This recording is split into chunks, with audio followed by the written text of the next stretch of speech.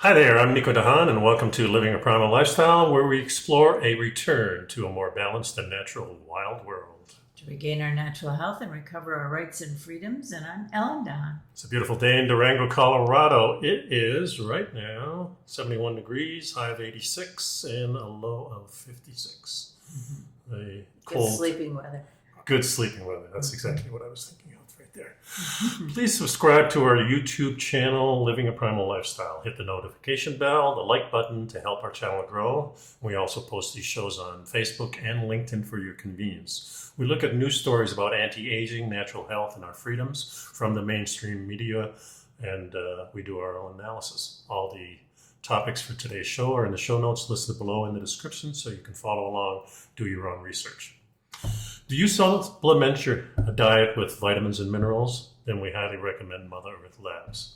Hit the link below the show notes and maximize your nutrition with two of their products, Humic, Fulvic, and essential multivitamins. These two formulas give you all the essential vitamins, minerals, and amino acids required for a healthy immune system, with the ability for your body to access them and to detox at the same time, and make a lot of other good things that you might be interested in too. So take a look at that, and we'll get the show going. Today's show is called what? Today's show is called, I have it here someplace, Rewild. The answers are here, and Will we use them? will we use them? Mm-hmm. That's a good question. Let's see, Rewild, the solutions are here. Will we use them? We don't know if we use them or not. Sometimes we use them, sometimes we don't. It's a crazy world, but let's get going anyway. So we got a bunch of topics today, and the first one is 4 reasons our bodies burn carbohydrates before fat. And we've talked about this quite a bit over the years, and the fact that the carbohydrates are a quick burn for a spurt of energy, while the fats are a slow burn for consistent and constant energy. Well, carbohydrates do serve a great purpose because they're accessed relatively easily. And the way I like to look at it always is going back to the wild. And the carbohydrates that are in the wild are these complex carbohydrates that usually have fiber with them. So when they're digested digested nice and slowly. But we have a whole group of carbohydrates that we have manufactured as human beings for convenience, for taste, for different solutions. Lasting on the shelves. Yeah, things like that. So the simple carbs are a little bit different than the complex carbs, but let's go into it. Everything you eat can be divided in 3 macronutrients. They're carbohydrates, of course, fat, and protein. For the most part, protein is used to build and repair tissues for enzymes and hormone production, while carbohydrates and fats are used as energy sources. So carbohydrates in the form of sugar and starch are broken down into glucose, which is a readily available source of energy for the body. Carbs are easy for your body to burn and convert into usable energy. They're also easy to store for use later. Cells, especially those in the brain and the muscles, love carbohydrates. Yeah. So your carbohydrates are stored in 2 places. One is the liver and one is right next to your muscles. And that's why it's easy access. However, they're very short-lived because the stores aren't large. They're small storage areas. And the carbohydrates are stored in the form of sugar and starch. Glucose. Yeah, so it's a potential for having too much sugar or going to fat. Yeah. So in the body. Yeah, glucose is a sugar that can be utilized most quickly and with fewer resources by the body. It's commonly described as a quick and easy energy source for your body, and that's true. When you eat carbohydrates, your body breaks them down into simple and usable sugar glucose that runs through the bloodstream and fuels your cells.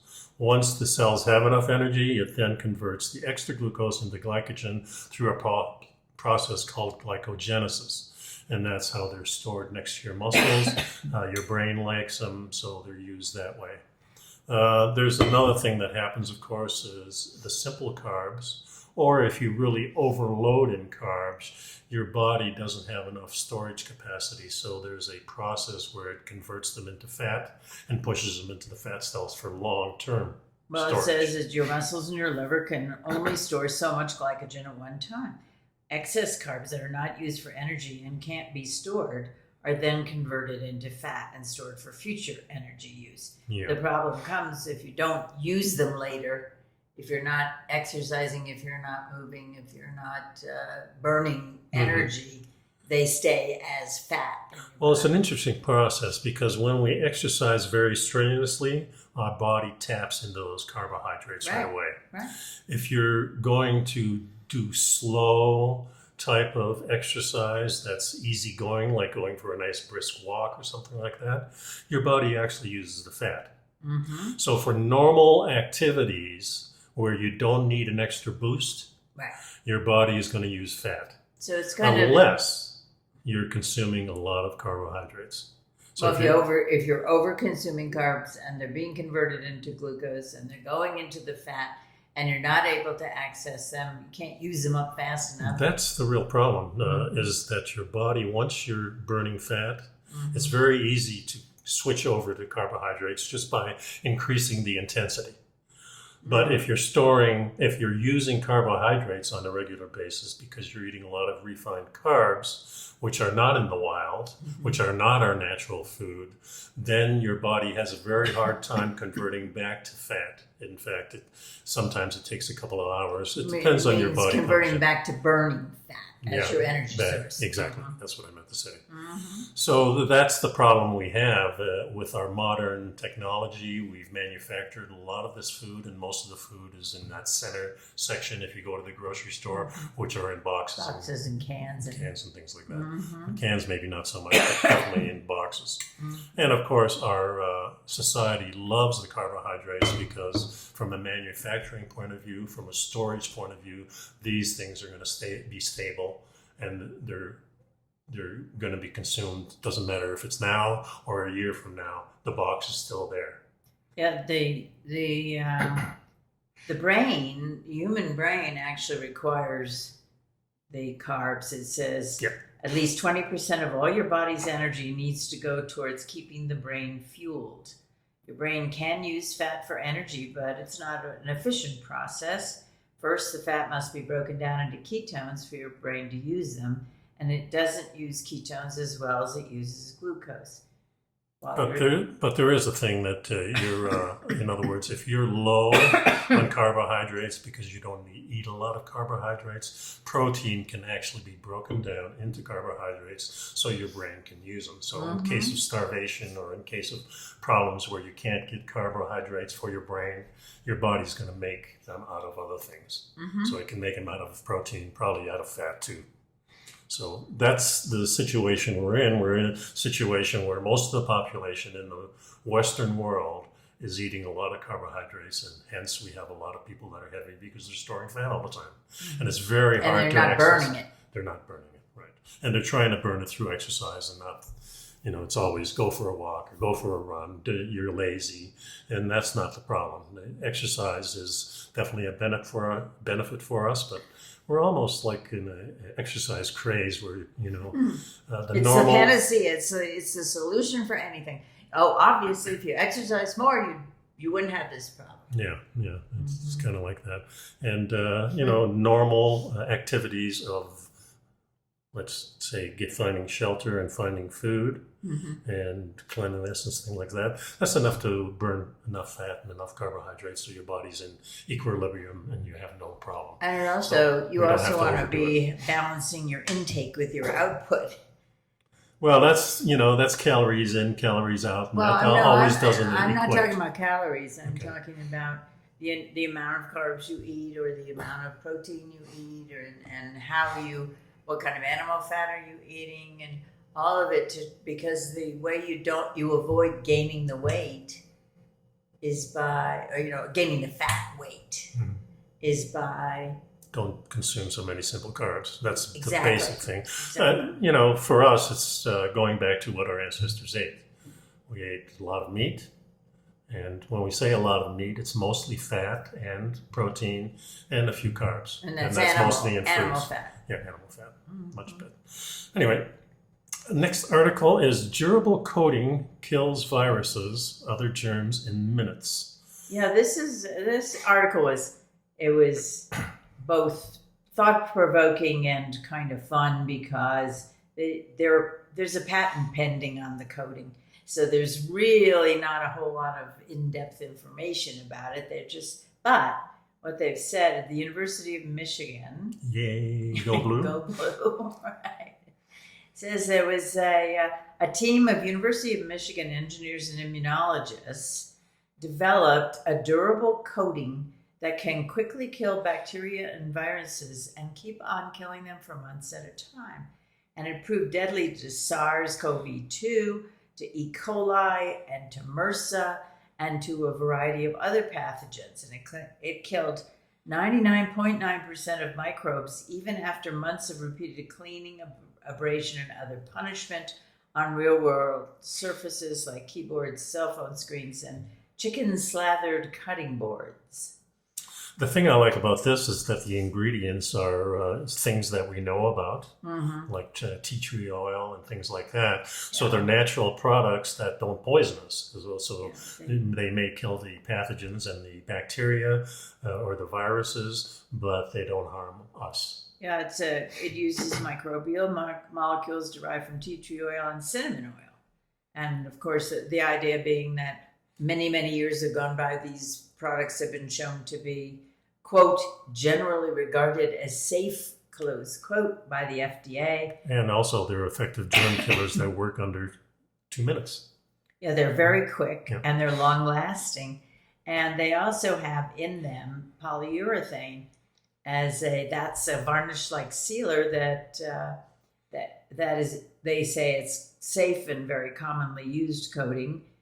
But they do toxicity testing just to be sure, and they found that the particular combination of ingredients is even safer than many of today's antimicrobials, which is an interesting development. Yeah, and they say the key challenge was to combine oil and polyurethane in a way to let the oil molecules do their germ-killing work while preventing them from evaporating quickly. Yeah, so to kill the germs, the oil molecules need to penetrate the cell walls, which they can't do if they're tightly tethered into the matrix. So eventually the researchers found a middle ground by partially cross-linking the materials, enough to keep some of the oil molecules free to do their work, but keeping others bound tightly to the polyurethane. Yeah, and polyurethane's been used for years as a good coating, varnish coating. Sealer, on furniture, on all kinds of things. Yeah, so pretty interesting. Yeah, so I will be keeping an eye on this as it develops, and we'll see. Yeah, we human beings are very inventive, and we seem to eventually find solutions to just about everything. Here's another First, one. we create the problem. Yeah, that's very true. Yes. First, we create the problem. Then we later on, we'll find a solution. Then we'll charge you to fix it. Yes, that's our modern way. So this next article comes from Fast Company. It's this bubble bench purifies local air with 120 liters of algae water. Yeah, it's fun. First sentence. It is green, it is slimy, and it produces a staggering 70% of the oxygen in the atmosphere. And algae may not be the most glamorous of plants, but it uses photosynthesis to absorb carbon dioxide and produce oxygen. So it's an ideal candidate material for purifying air. So now somebody came up with the idea of making pollution-fighting street furniture. Yeah, so the living bench is an inflatable structure that uses a species called hair algae. Yeah, and it you've looks seen like hair. it. Yeah, seen it in fish tanks. And right, it sucks up pollution and purifies airs around it. It was designed by an architect and a bio-designer, Bob Hendricks, not related to the... No, with the KX. Oh, KX. And he's apparently... But he's from Holland. So yeah, he's from Holland. We know he's a good guy. Yeah. It's currently the bench. It's quite a large kind of inflated, interesting looking, kind of space creature-y looking bench that he created. And it's got in it, it's made of bio-based plastic. And he calls it the living bench. It holds 120 liters, which is more than 31 gallons, of algae water collected from ponds in the Netherlands, including his own parents' backyard pond. So the question is, do you want to be sitting on pond scum, even though it's covered up with plastic? I don't know. Well, it might be. I think this is just the future of something that's innovative.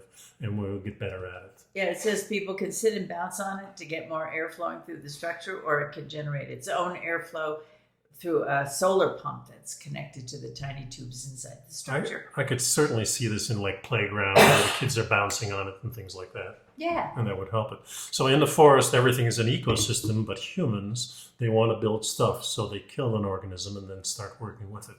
Let's switch that up, our Dutch friend says. Yeah, he what he's really wanting to do is collaborating with nature and building with living materials rather than inert and... Yeah, so at this stage, it remains unclear exactly how much air something like this can purify, but the author says that he allures to the research that claims 500 liters, which is 132 gallons of algae solution, could filter the equivalent of 200 liters, which is 55 gallons of polluted air. 53 gallons of polluted air per minute, depending on the algae species. The temperature and the amount of airflow. Yeah. And it says the algae seeding might not be very useful in the gardens of a countryside palace, but if you put it in Times Square, it might just come in handy. Yeah, I think in the playgrounds is, at least at this stage, would be better. But that's another Well, cool I thing. don't see anybody. This structure is quite large in the photograph. And I'm not sure. And there's really, Times Square is a very crowded place. So we'll see. We'll see how it goes. But we keep looking at all these alternatives and things like toilets that work without water and electricity. Yeah. And, we've been talking about those for a few shows. So anything we can see that's going to help purify and... something stopping my runny nose would help. Yeah. Okay, so let's catch it. Yeah. It's running out there someplace, folks. Okay, next article. This contact lens can see cancer in your tears and maybe even help treat it.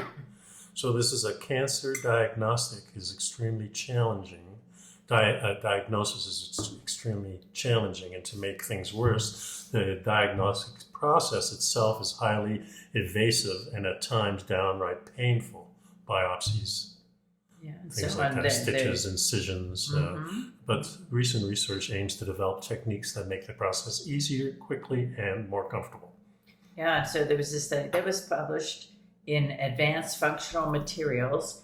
My throat is dry today. Your nose is running, my throat is dry. I don't know. We got to get it together here. Researchers used commonly used products, which is the contact lens, and tweaked it so that it can detect cancer in your tears. So the proof of concept study has been tested on cells in a lab, but the researchers are optimistic that it could one day transform the way doctors diagnose cancer by offering a speedy, non-invasive option. And sounds pretty cool. And this probably could lead to other things, diagnosing just about everything.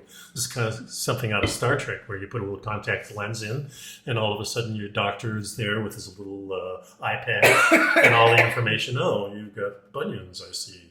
no, that's not cancer. That's not cancer, but No. Who knows? No, it's what the interesting future is. because it's looking to detect signs of cancer by targeting cellular byproducts in the tears that are called exosomes. And those exosomes are thought to indicate tumor growth somewhere in the body. So the contacts contain an antibody that's designed to latch onto another antibody found in those exosomes. When the two antibodies combine, they turn red, indicating the presence of tumor cells. And this can often be observed by the naked eye, but also further analyzed with a spectroscope to confirm the results. So it's extreme. Cancer gets a foothold in your body. It starts slowly. You can't tell it's there. You don't have any symptoms. We're not going to open up every body and look into it and make sure there's no cancer in it. There's just no good way of diagnosing. And what happens is we're always chasing it. Well, this sounds much better than going for a mammogram or having an incision or biopsies is So, and it's results within 30 minutes of the time. So basically, it's very interesting. Exosomes form in most cells and make their way into several types of bodily fluids, including saliva, urine, and tears after the cells dump them out. And So studies have revealed that exosomes carry important molecules between cells and can even travel from the tip of your toe to your brain. Yeah, most studies on cancer's diagnosis by way of the exosomes analyze these structures in the blood, so it's unclear whether these exosomes from different cancer types can reach the tears. Previously, it's been hard to study these exosomes in tears given the small amount of fluid. But if they can use this... Now they have a new platform, which is amazing. Yeah, if they can use a contact lens that is constructed to react with the exosomes. Mm-hmm.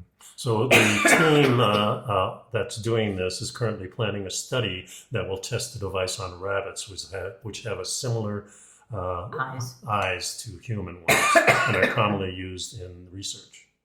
The hope is that they confirm the contact lens safety. Okay. Oh, yeah, okay, we're back. So yeah, we had a little power failure. Now the whole house generator had just kicked in. Thank goodness we got something here. I don't know what's going on, but all right, we could pick up as we were talking about. Well, as it says, if things work out on this, the contact lens won't be limited to just cancer testing. Also used to diagnose the other things like bunions, or whatever. No, it would be used to diagnose certain autoimmune diseases, and even as a means of delivering drugs into your system, which would be kind of interesting. Mm-hmm.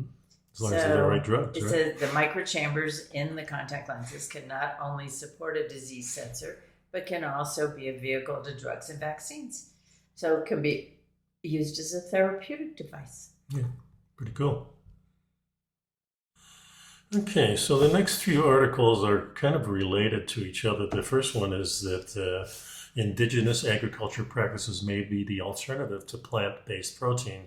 Now, we've been talking for the last year really about all these new foods that are coming out that are plant-based, designed to sometimes mimic meat and fat. Well, they keep calling it meat, but it isn't. They keep calling it meat. You couldn't do the reverse, I always say. But you can't say, okay, this is broccoli that is meat. But broccoli burger. Yeah, broccoli burger, well, that is meat, and you can still call it meat. No. But you couldn't do the reverse, saying, here's a piece of lamb, and now we're going to call it broccoli. So, it doesn't. None of it really makes a lot of sense. But the journey of plant-based proteins is from a niche science. And now it's going mainstream to dining rooms. And now the International Food Information Council found that 65% of Americans reported sampling plant-based protein in 2021. Well, but then it turns out that they didn't go back. They didn't say, "Oh, this is wonderful." Well, a lot of people just didn't like the texture of it, whether it doesn't taste quite like it. Right. It doesn't really satisfy you the same way. So there's a lot of problems with that. I'm sure they're going to try to find solutions to this. Well, it says here that many consumers are still unsatisfied with the mouthfeel of alternative proteins, which are still largely limited to imitations of ground beef, which is kind of... So it's interesting. So factor in the significant role that meat plays in many cultural traditions, and it becomes clear that erasing animals from our diet is not realistic. But there are people that want to do this. A lot of these manufacturers really want to do away completely with animal-based proteins. What we're talking they want to do this within 15 years. A lot of the audiences have never had. The point is, the actual article. What if we could create sustainable agriculture without sacrificing meat? So as it turns out, that path towards sustainable was laid out millennia ago. Indigenous farmers regenerative agriculture, planting multiple crop species in the same field, take advantage of their natural synergization. Yeah, so a perfect example of that is the three systems cultivators titled Northwestern Iroquois. Same people that gave us democracy. Corn, beans, and squash. They plant them together. The corn stalks support the bean vines. The beans add vital nutrition to the soil. Nitrogen, right. And the squash vines maintain the soil moisture while protecting against weeds. So we've known for a long time that good gardeners always combine their plants to have this symbiotic relationship. Or they rotate the fields. Right. And they That's more rotate modern. the stock. Yeah. And so it says that compare this to monoculture farming, which is growing only one kind of crop in a given field. So you see acres and acres and acres of corn every single year. Yeah, but And this the degrades the soil. lack of biodiversity degrades the soil. And healthy soil is an essential sponge for absorbing carbon emissions. Yeah. So according to The Guardian, which authors this, most of the world's cropland is dominated by inefficient farming methods. It's used exclusively to grow animal feed and an inevitable cost of the meat. Visible cost of the meat industry. Converting this cropland to polycultures would be a significant step towards making meat more sustainable. Yeah, the indigenous farming practices emulate the natural environment. There's an approach called agroforestry, and it's the practice of cultivating trees, food crops, and livestock all on the same land. And a member of the Choptico band of the Piscataway people employs the system on his farm in Virginia. Yeah, he raises cows and pigs, chickens, and ducks alongside a wide swath of vegetables and fruit trees. Raising multiple species on the same land is one of the simplest ways to make meat industry more sustainable. And the program encourages farmers to raise species with varying diets so they can feed on the polyculture, citing studies that say raising cows and sheep together allows farmers to support more total animals than raising either species on its own. And this was unheard of during the cow culture of the 1800s, where, when the sheep were brought in, oh boy, the farmers or the cattle people just says, oh, you can't, those are dirty animals, you can't use those. Well, they're taking up the space, they're crowding out our cattle, there were all kinds of concerns. So single species farms can also be made more sustainable if they take a pointer from indigenous agriculture. Stanford University profiled a member of the Blackfeet people who began teaching cattle ranchers the traditional method of regenerative grazing while she was still a graduate student at Montana State University. The Blackfeet would rotate herds of bison through a sequence of different pastures, never letting them graze in one place for too long. And this is kind of what the natural herd does. When you see a herd of buffalo, they're not going to stay in one place because they like that new green growth most of the time. But and also of course, if it's not there, then they go for other move things. on. Yeah, they move on. Exactly. So, receiving incoming transmission. Oh, we got lots of outages in your area. We're aware. Transmission. Comlink established. Yep. We got an outage, Okay. folks. Well, good. Thank you. At least they're telling us, right? And we have a generator. Yeah, it's pretty nice. Okay, good. Okay, sorry for the interruptions, folks, but that's life. So this is a live show. That's what you get. That's for sure. So the next article is Where the Buffalo Roam. Yeah. And endangered prairies thrive. So this is along the same concept of just reintroducing a species like the buffalo. And what we really want is those tall grasses. Books I've read from the 1800s describe that a man and his horse. A man and his horse would be hidden by the grass. A man and his horse. Yeah. So that's tall on a horse. On a horse. Yeah. That's pretty far up. So the grasses, there were These are talking about the tall grass prairies. Yes, which is the Kansas. The central, the breadbasket state. So twice a year for the last 29 years, scientists have waded through the same sections of tall grass prairie in eastern Kansas and have tallied up as many plant species as they could find. The goal was to determine the impact of the American bison and cattle on the ecosystem compared with plots of similar prairie protected from these grazers.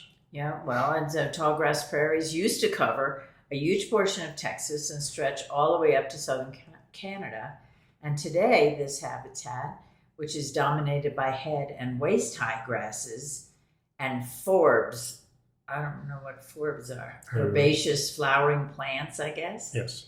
is imperiled, and the prairie is now present in just 4% of its former North American range. 4%, that's low. So when bison were allowed to graze through patches of tall grass prairie, they boosted native plant species richness by a whopping 86% over the past 3 decades, according to a study published August 29th in the journal Proceedings of the National Academy of Sciences. And areas grazed by cattle also benefited native species, though they increased by just 30%. So the bison, for whatever reason, are just much more nurturing to these native species.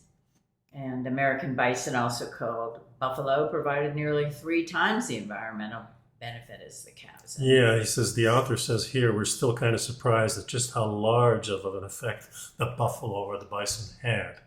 He said, I didn't think anybody would have predicted this ahead of time. Scientists checked their results against 252 similar studies worldwide that looked at the impact of large herbivores on plant diversity. And among these studies, the American bison and their effects ranked in the 95th percentile, meaning that the new study's findings are some of the most dramatic on record. Yeah, so between 300 million and 30 million and 60 million bison lived in the United States in the mid-1800s before the United States government. Now this was the next sentence, blew my socks off. Before the U.S. government largely exterminated the population, reducing the numbers to just a few hundred by 1889. Which was part of a coordinated effort to deny a key food source to Native American populations. Yeah, and what I was going to say was that they did the similar thing to the human beings there too. Well, that was the purpose. According to this, this is that the U.S. government had a concerted effort and an intentional plan to get rid of the bison so that the Native American populations wouldn't have the food source. Wow. And then they would rely on the inferior cow. Or the food that was doled out by the government, or they would be moved into reservations and taken off that land. And we're still doing that today to a large part. So as Native people, we restore this connection to the buffalo. It heals us. And that buffalo, by its presence on the land, heals the land, says Baldez, who is a... Jason Baldez. Who is a ecologist, a member of the Eastern Shoshone tribe. He's also the Tribal Buffalo Program Manager for the National Wildlife Federation's Tribal Partnerships Program. And he says this is something we can all learn and understand and benefit from. He says from the prairie grass study, scientists surveyed the sections of the Kanza Prairie Biological Station, a 8,600 tall grass prairie.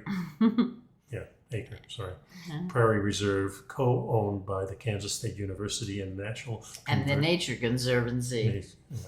Thanks for the help.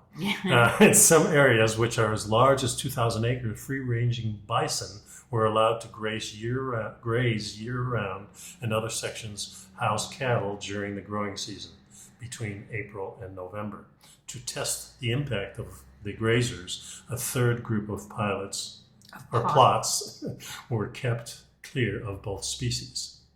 Yeah, so that's interesting. In the herbivore-free lots, much of the landscape was covered by just 4 species of natural grasses.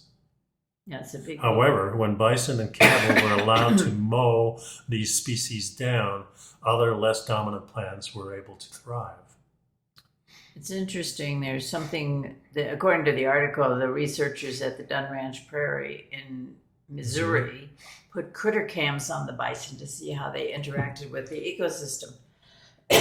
And they called it keystone herbivory. One particular beneficiary was a tall flowering forb known as the rigid goldenrod. The botanist saw this species only rarely in the ungrazed plots, but it popped up regularly in those frequented by bison. Similarly, several species of dry adapted grasses also took hold in bison plots, along with 11 annual species that had never been seen in those plots. So bison, they're trying to figure out why bison have such a huge impact. And they say, well, they have some theories. Bison tend to be more heterogeneous in their grazing, means they might crush one area, eat everything down to the nubs, while leaving another patch of prairie untouched. That creates more plant diversity. Cattle, on the other hand, tend to be more methodical and uniform in their grazing. And bison go around forming disturbances in the soil that they call wallows. These are areas where they roll around and they shake off their winter fur, and that creates this little hotspot of a very different type of soil that you wouldn't find otherwise. Yeah, wallows harden and collect water after rain, for instance, creating miniature wetlands, which allow still more and different types of plants to grow. Interesting, by promoting different types of plant growth, the scientists believe bison could help their ecosystems become more resilient to prolonged droughts and one of the most significant effects of climate change in the American West. So again, they're looking at different types of plant growth so that they can help the systems become more resilient to prolonged drought. Yeah, and there's more to this because bison boost other things like butterflies and like salamanders and reptiles by creating a habitat for both the animals themselves and the plants they require for survival. Yeah, when the large herbivores shed their thick winter coats, the hair becomes useful for nesting birds. He said, Mr. Jason Valdez said he's witnessed osprey flying over him at the buffalo enclosure. Looked like they're carrying a snake, but it was a big piece of buffalo hair that was going back to their nest. Yeah.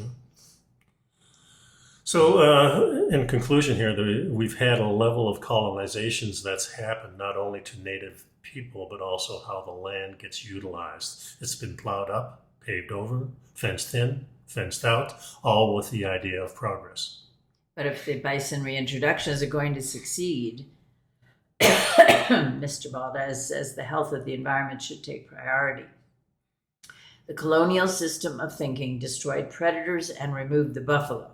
We have to reassess what progress looks like, he said. Yeah, that's for sure. We have to get this European mind out of us and go back Well, we have to get this slash and burn and, take over the land out of our minds. Yeah, that's for sure. This kind of reminds me of years ago when they brought the wolf back to Yellowstone. Mm-hmm. This was a couple of decades ago, I think. Mm-hmm. And all of a sudden, not only did other species thrive, like the deer and the buffalo and things like that, but a lot of plant life came back too. Mm-hmm. So this is a lot of things we don't understand about the ecosystem and the way the biota works on this planet, and every single thing you do has an impact on the environment. Yeah, and this is something that our indigenous native people always knew for thousands and thousands of years. Passed it down for generations. Yeah, we found this great virgin territory called North America, being from Europe, and all of a sudden we said, oh boy, this is something, nobody's here.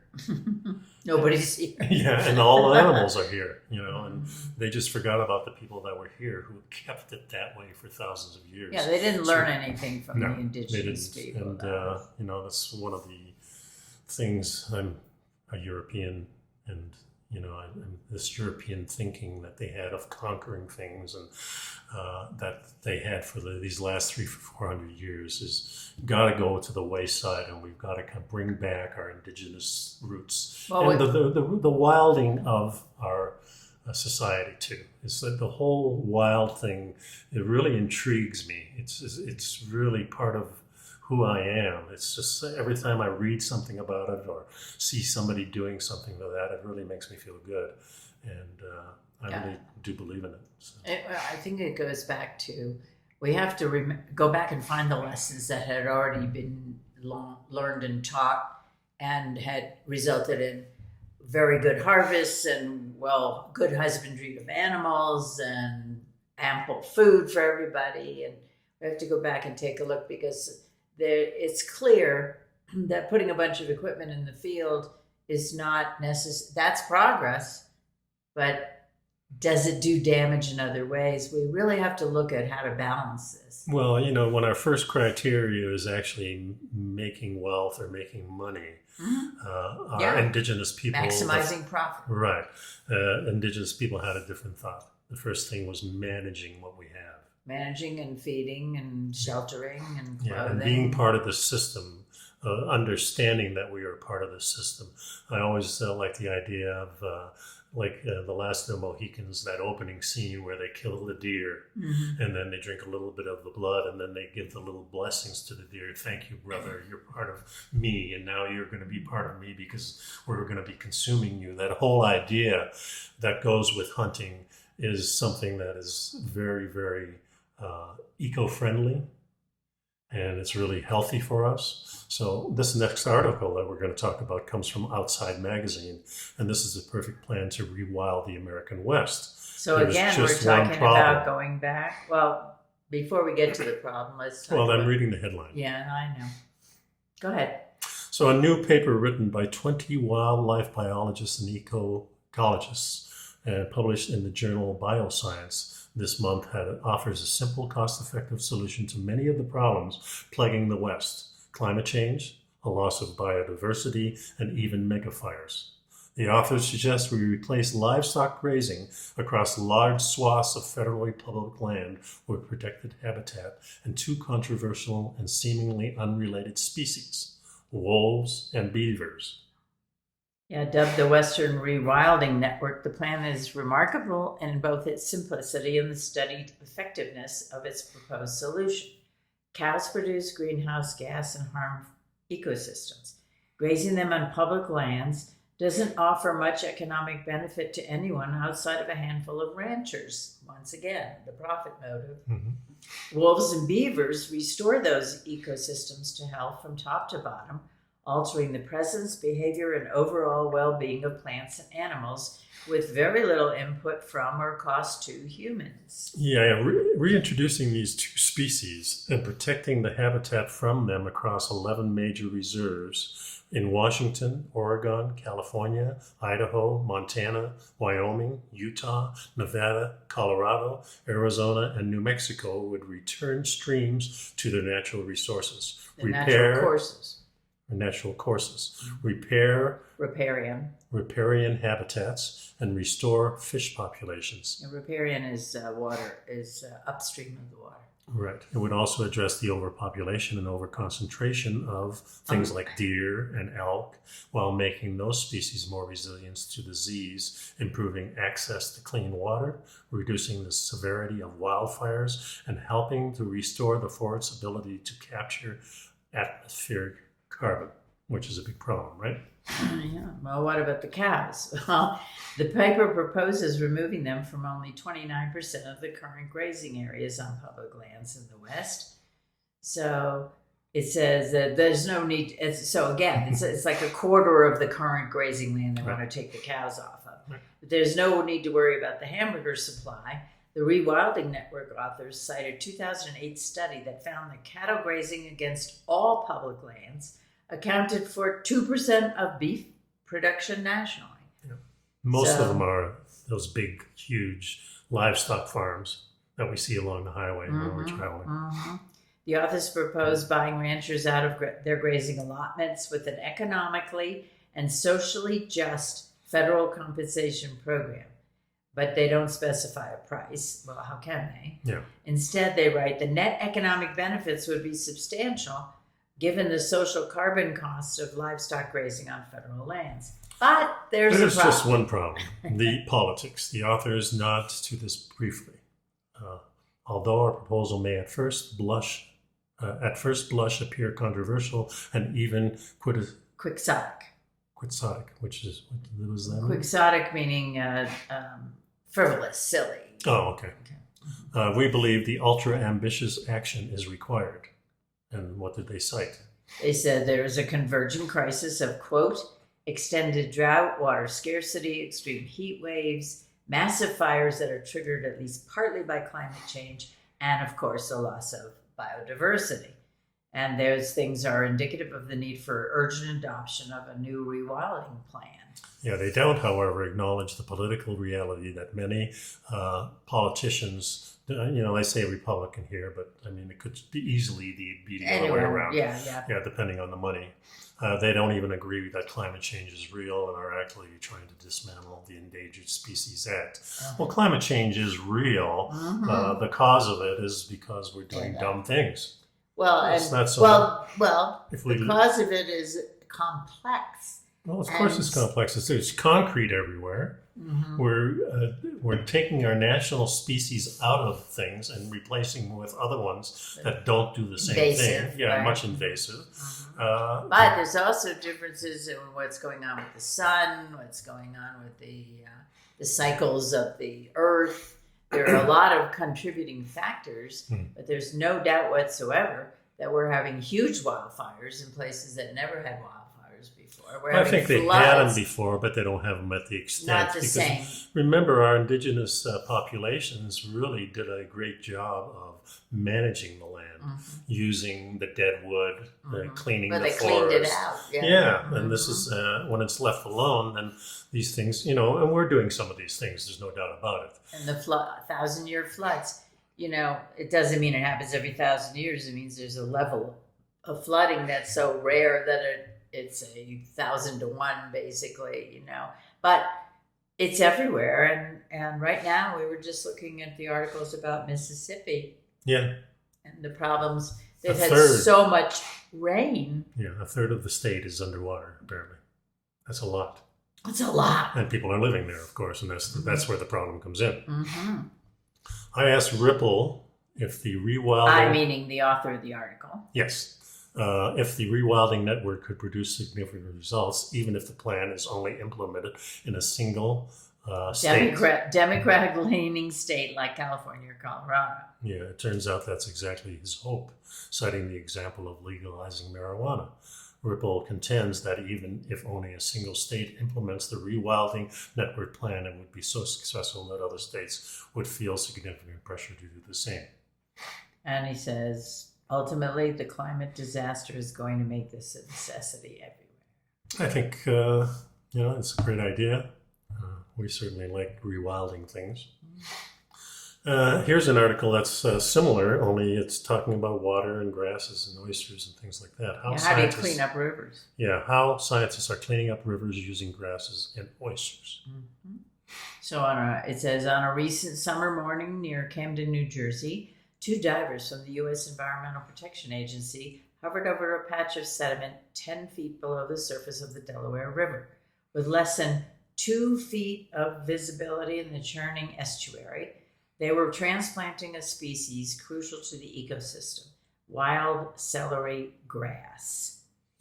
So this was the first planting of a new restoration project led by Upstream Alliance, which is a nonprofit focused on public access, clean water, and coastal resilience in the Delaware, Hudson, and Chesapeake watersheds. Yeah, in collaboration with the Centers of Aquatic Sciences and with the support of the EPA's Mid-Atlantic team and the National Fish and Wildlife Foundation, the Alliance is working to repopulate areas of the estuary with wild celery grass, a plant vital to freshwater ecosystems.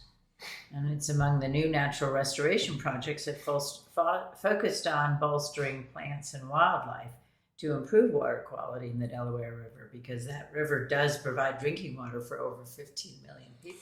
Yeah, reading this thing is they have so many of these alliances and groups, and I'm just wondering what we have all these different things like the Upstream Alliance, the Center for Aquatic Sciences, support of the EPA Mid-Atlantic team, and the National Fish and Wildlife Fund. Are these people getting in each other's way? I don't know what's happening here. If we've got all these agencies designed with a measure of safety and a research team to find out the solutions of this, where the heck have they been? We've had these agencies around for a long time. Well, new agencies are cropping up all the time. They're nonprofits, a lot of them. They're not agencies, they're nonprofits, and then they depend upon grants and they depend upon contributions and so on. It's not funded by the government. Mm-hmm. So, and then once you've created a solution, you have to get somebody to sign on to it and give you permission to go and do it. And pay for it. That's when the politics get involved. Exactly. Yeah, that's true too. Exactly. Yeah. So now they're also talking about that.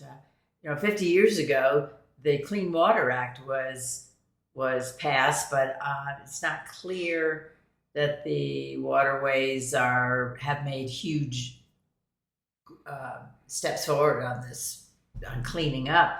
So they're saying increasingly, scientists, nonprofits, academic institutions, and state agencies are focusing on organisms like oysters and mussels and aquatic plants to help nature restore the fragile ecosystems, improve the water quality, and increase resilience. Yeah, bivalves and aquatic vegetation improve water clarity by grounding suspended particles, allowing more light to penetrate deeper. They also have an exceptional capacity to cycle nutrients, both by absorbing them as food and by making them available to other organisms. Thriving underwater plant meadows act as carbon sinks and provide food and habitat for scores of small fish, crabs, and other bottom dwellers. Healthy bivalve beds create structure that acts as a foundation for benthic habitat and holds sediment in place. Now, we did have that whole discussion a couple of shows ago about the contamination of the oyster beds by the microplastics, Right. which is so there's all kinds of things going on out there. And if we kill off our oyster beds and our mussels, then That's the filter system for the whole ecosystem, right? Right. All these bottom feeders. Right. Yeah. all right. So why not take the fundamental advantage of plants and animals that are naturally resilient and rebuild them? Says the scientist, Science director at the Partnership for there's another one, Partnership for Delaware Estuary, which is spearheading a freshwater mussel hatchery in Southwest Philadelphia. And then you get erosion control, water quality benefits, fish and wildlife habitat, and better access for people. I don't know how you get better access for people with a mussel hatchery, but whatever. Well, certainly they have food.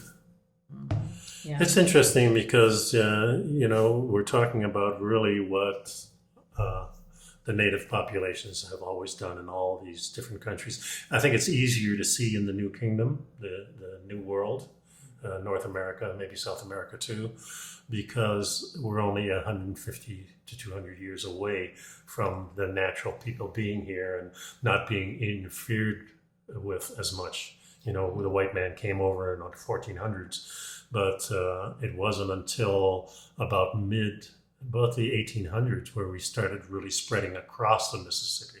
Mm-hmm. Those first couple of hundred years was just getting to the Mississippi and, building cities and things like that. Well, when we were talking about the oysters and the problems with the microplastics and so on, we did have a discussion on an article that had talked about how the indigenous peoples were farming the oysters and creating oyster beds and so on. Yeah. So that was. It's that whole thing where I said years ago that I think we should take our indigenous people and give them all their land back. Well, give them the national parks at least, Right. because we know that they had methods in the past that kept them that way. Mm-hmm. So bringing back things like the wolves and the beaver and the buffalo certainly is one of the big steps, I think, to getting back some of that land and making the United States and Canada and all these countries easier to live in, and having food readily available for everybody. We're getting a situation where, the United States and North America is really going to be separated from the rest of the world that has lots and lots of problems. Look at what's happening in Europe. We're kind of divorced from that. Yeah, we're involved in it, but at least they're not here.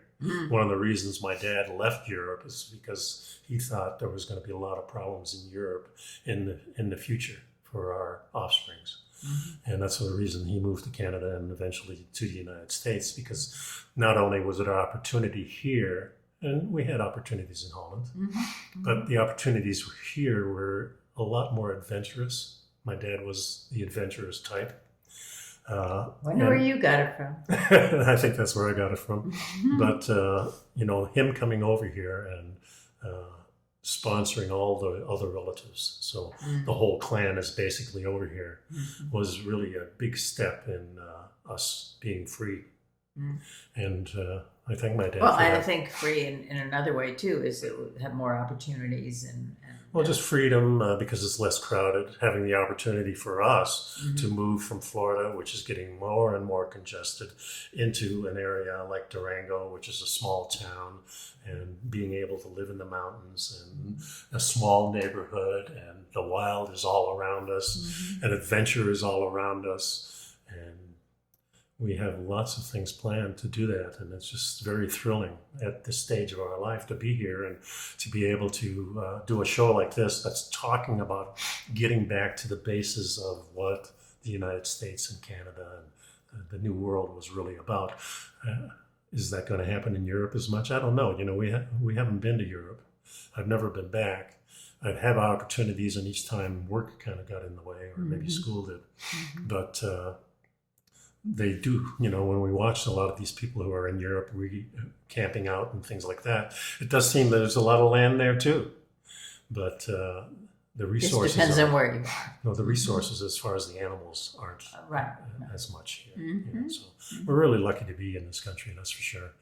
And I'm thankful to be on this program, and thankful that I'm married to you too, because we think the same way, and it's really quite thrilling. So, And it's also important to note that we have been carefully crafting not only our lifestyle, but our food intake, our choices, our sourcing of food, our use of supplements, continuing to trying to figure it research. out.